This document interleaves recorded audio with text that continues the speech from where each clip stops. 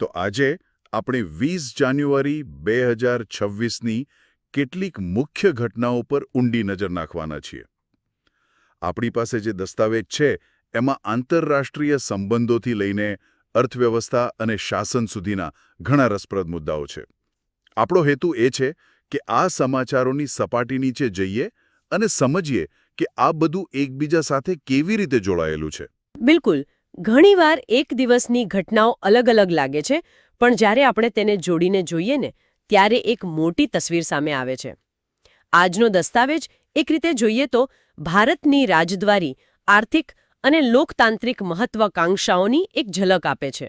ચાલો તો શરૂઆત કરીએ એક ખૂબ જ મહત્વપૂર્ણ રાજદ્વારી મુલાકાતથી.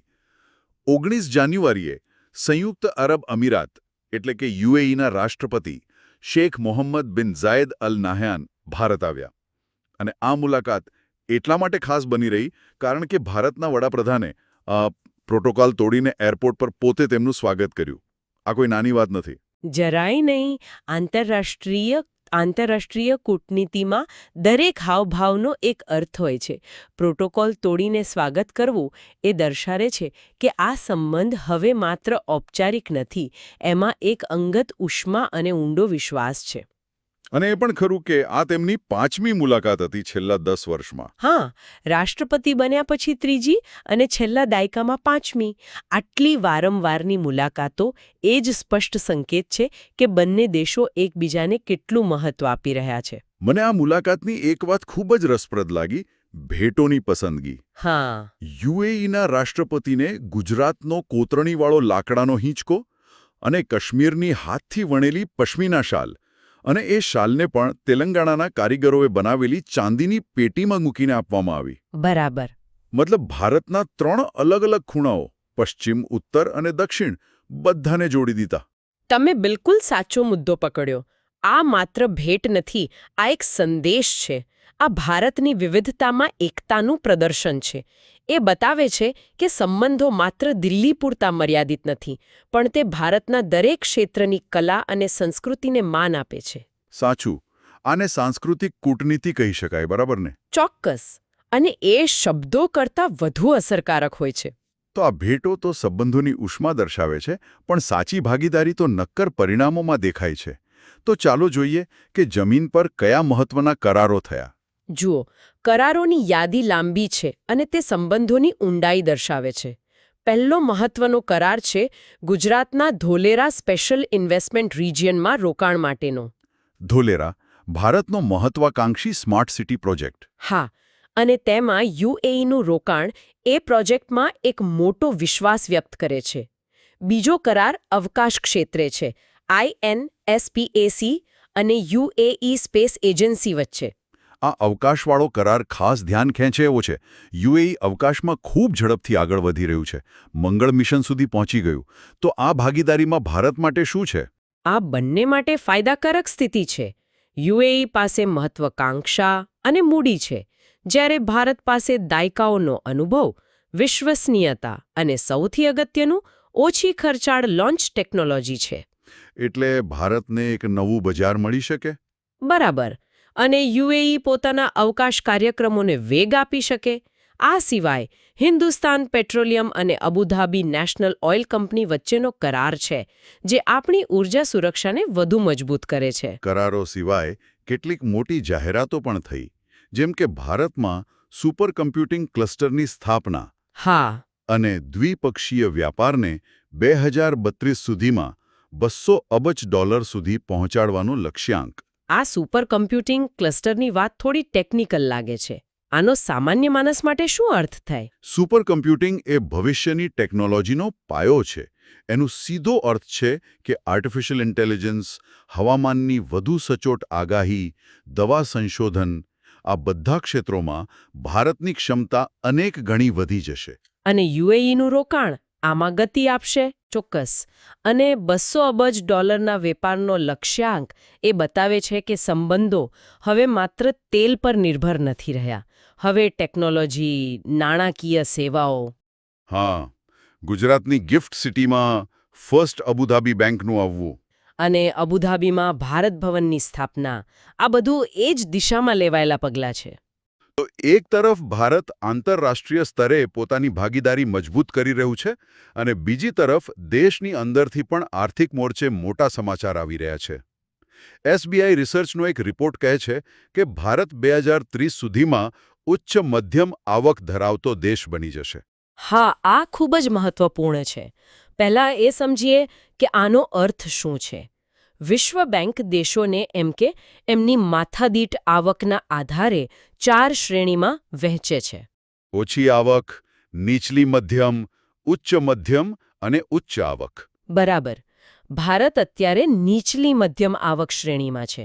આ શ્રેણીમાંથી બહાર નીકળીને ઉચ્ચ મધ્યમ આવકમાં પ્રવેશવું એ માત્ર એક આંકડાકીય ફેરફાર નથી. એ દેશના કરોડો લોકોના જીવનધોરણમાં આવેલા સુધારાનો સંકેત છે. અને રિપોર્ટમાં આંકડા પણ ખૂબ પ્રભાવશાળી છે.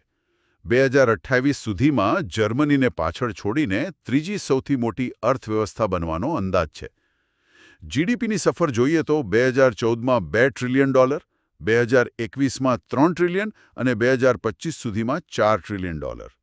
આ ગતિ નોંધપાત્ર છે. આટલી ઝડપી વૃદ્ધિ પાછળ કયા કારણો છે? શું આ ગતિ ટકાવી શકાશે? આ વૃદ્ધિ પાછળ છેલ્લા એક દાયકામાં થયેલા કેટલાક મોટા માળખાકીય ફેરફારો છે. ડિજિટલ પેમેન્ટ્સ, જીએસટી, ઇન્ફ્રાસ્ટ્રક્ચર પર મોટું રોકાણ, આ બધાએ મળીને અર્થવ્યવસ્થાને એક નવી ગતિ આપી છે. પણ તમારો બીજો પ્રશ્ન વધુ મહત્વનો છે. શું આ ગતિ ટકશે? હા. એના માટે સતત સુધારા જરૂરી છે. હવે પડકાર એ છે કે આ વૃદ્ધિનો લાભ સમાજના છેલ્લામાં છેલ્લા વ્યક્તિ સુધી કેવી રીતે પહોંચે અને રોજગારીની નવી તકો કેવી રીતે ઊભી થાય. એટલે કે સર્વસમાવેશી વિકાસ. એકદમ સાચું. આંકડા સારા છે, પણ સાચી સફળતા એમાં જ છે.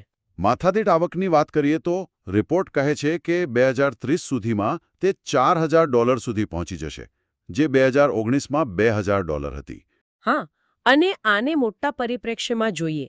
ઉચ્ચ આવક ધરાવતો દેશ બનવા માટે હાલની મર્યાદા લગભગ $14,000 છે. જો ભવિષ્યમાં આ મર્યાદા વધીને $18,000 થઈ જાય તો પણ ભારતને ત્યાં સુધી પહોંચવા માટે વાર્ષિક 8.9%ના દરે વિકાસ કરવો પડશે. જે ઘણો ઊંચો કહેવાય. હા, પણ છેલ્લા 23 વર્ષનો સરેરાશ વૃદ્ધિદર 8.3% રહ્યો છે. એટલે કે આ લક્ષ્ય અશક્ય નથી, પણ ખૂબ જ પડકારજનક છે. તો આર્થિક શક્તિ તો એક પાસું છે, પણ વિશ્વના મંચ પર ભારત પોતાની લોકશાહી ઓળખને પણ મજબૂત કરી રહ્યું છે. અને તેનું જ એક ઉદાહરણ નવી દિલ્હીમાં યોજાઈ રહેલી India international conference on democracy and election management છે. હા, ICDM. અને આ પ્રકારની પ્રથમ અને સૌથી મોટી વૈશ્વિક કોન્ફરન્સ છે જેનું આયોજન ભારતમાં થઈ રહ્યું છે. આ ઘટનાનું મહત્વ ઘણું છે. જો વિશ્વની સૌથી મોટી લોકશાહી તરીકે ભારત પાસે ચૂંટણી યોજવાનો જે અનુભવ અને જ્ઞાન છે તે અજોડ છે. લગભગ 90 કરોડ મતદારો. હા, લાખો મતદાન મથકો, અનેક ભાષાઓ, આ બધી વિવિધતા વચ્ચે શાંતિપૂર્ણ રીતે ચૂંટણી કરાવવી એક ચમત્કાર જેવું છે. આ કોન્ફરન્સ દ્વારા ભારત ચૂંટણી વ્યવસ્થાપનના ક્ષેત્રમાં પોતાની નેતૃત્વની ભૂમિકાને સ્થાપિત કરી રહ્યું છે. આ કોન્ફરન્સમાં 70થી વધુ દેશોના પ્રતિનિધિઓ ભાગ લઈ રહ્યા છે. સાથે જ IITs અને IIMs જેવી સંસ્થાઓ પણ સામેલ છે. આટલા બધા દેશો અને નિષ્ણાતો ભારત પાસેથી શું શીખવા માંગે છે? ઘણું બધું. મુખ્યત્વે ટેકનોલોજીનો ઉપયોગ, જેમ કે EVMs, મતદાર યાદીનું સંચાલન અને પરિણામોની ઝડપી ગણતરી. બીજું લોજિસ્ટિક્સ. અને ત્રીજું સમાવેશિતા. દિવ્યાંગો, વૃદ્ધો અને દૂરના વિસ્તારોમાં રહેતા મતદારોને મતદાન પ્રક્રિયામાં કેવી રીતે સામેલ કરવા. આ બધા ક્ષેત્રોમાં ભારતની સિદ્ધિઓ વિશ્વ માટે એક કેસ સ્ટડી છે. બિલકુલ. અને અહીં IIDEM નામની સંસ્થા જે આયોજક છે તે તો છેલ્લા એક દાયકાથી અન્ય દેશોના ચૂંટણી અધિકારીઓને તાલીમ આપવાનું કામ કરી જ રહી છે. આ પ્રસંગે ECANET નામના ડિજિટલ પ્લેટફોર્મ અને 2024ની ચૂંટણી પર આધારિત ઇન્ડિયા ડિસાઇડ્સ નામની ડોક્યુમેન્ટરી પણ લોન્ચ થઈ રહી છે. આ બંને બાબતો દર્શાવે છે કે ભારત માત્ર અનુભવ વહેંચવા નથી માંગતું, પણ તેને સંસ્થાગત સ્વરૂપ આપવા માંગે છે. આ બધું ભારતની સોફ્ટ પાવરને મજબૂત કરે છે. લોકશાહીની વાત કરીએ તો શાસન પણ એટલું જ મહત્વનું છે. અને આ જ સંદર્ભમાં નવી દિલ્હીમાં યોજાયેલી 104મી સ્કોચ સમિટ પણ રસપ્રદ છે.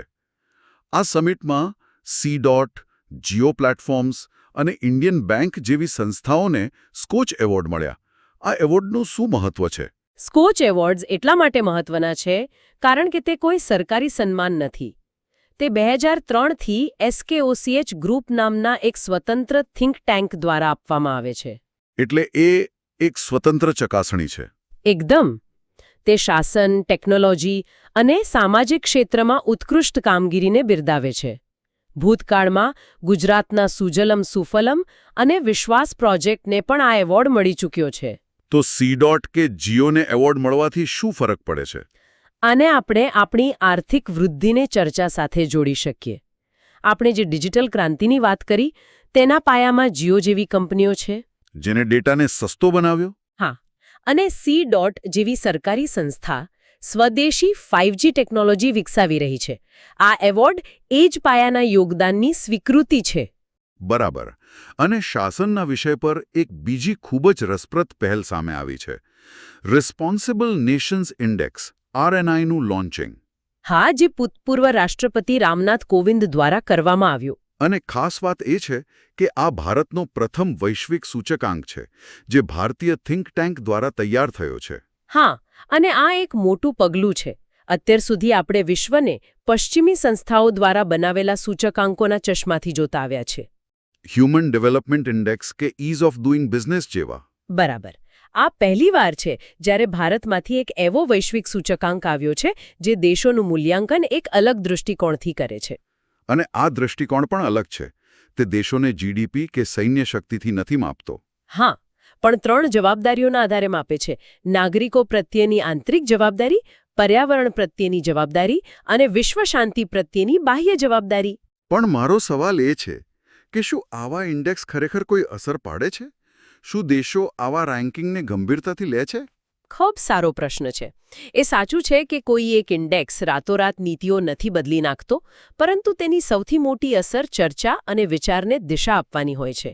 આ ઇન્ડેક્સ વિકાસ એટલે શું એ પ્રશ્નને ફરીથી વ્યાખ્યાયિત કરવાનો પ્રયાસ કરે છે. તે કહે છે કે સાચો વિકાસ માત્ર આર્થિક નથી, પણ નૈતિક અને પર્યાવરણીય પણ છે. અને JNU અને IIM મુંબઈ જેવી સંસ્થાઓ જોડાયેલી છે, એટલે તેની એક વિશ્વસનીયતા પણ છે. ચોક્કસ. તે વિશ્વના અન્ય દેશોને પણ વિચારવા મજબૂર કરે છે કે સફળતાને માપવાનો આ પણ એક રસ્તો હોઈ શકે છે. આ ઇન્ડેક્સમાં ભારત 16મા સ્થાને છે. હા, જે એક સન્માનજનક શરૂઆત કહી શકાય. મહત્વનું એ છે કે હવે આપણી પાસે એક માપદંડ છે જે આપણને બતાવશે કે કયા ક્ષેત્રોમાં સુધારાની જરૂર છે. ચલો હવે અંતમાં 2 ટૂંકી પણ મહત્વની ખબરો પર નજર નાખીએ. પ્રથમ, લખનૌમાં 86મી all India presiding officers conference. આ કોન્ફરન્સ દેશની સંસદીય પ્રણાલીને સ્વસ્થ રાખવા માટે જરૂરી છે. અહીં દેશભરની વિધાનસભાઓના અધ્યક્ષો ભેગા મળે છે અને સદનની કાર્યવાહીને વધુ સારી રીતે કેવી રીતે ચલાવી શકાય તેવા મુદ્દાઓ પર ચર્ચા કરે છે. એટલે લોકશાહીની મશીનરીને ઓઇલિંગ કરવાનું કામ. બરાબર. અને બીજા સમાચાર છે ઓડિશાના સ્વાતંત્ર્ય સેનાની પાર્બતીગીરી વિશે. હા, જેમને પશ્ચિમ ઓડિશાના મધર ટેરેસા તરીકે પણ ઓળખવામાં આવે છે. માત્ર 12 વર્ષની ઉંમરે સ્વાતંત્ર્ય સંગ્રામમાં જોડાયા હતા. કલ્પના કરો, 12 વર્ષની ઉંમરે હિન્દ છોડો આંદોલનમાં જોડાઈ જવું. આજે જ્યારે આપણે આઝાદીને હળવાશથી લઈએ છીએ, ત્યારે પાર્બતીગીરી જેવા લોકોની કહાણી આપણને યાદ અપાવે છે કે આ આઝાદી કેટલી કિંમતી છે. અને આઝાદી પછી પણ તેમણે પોતાનું જીવન સેવામાં સમર્પિત કરી દીધું. હા, આવા નાયકોને યાદ કરવા એ રાષ્ટ્રની નૈતિક ફરજ છે. ચોક્કસ.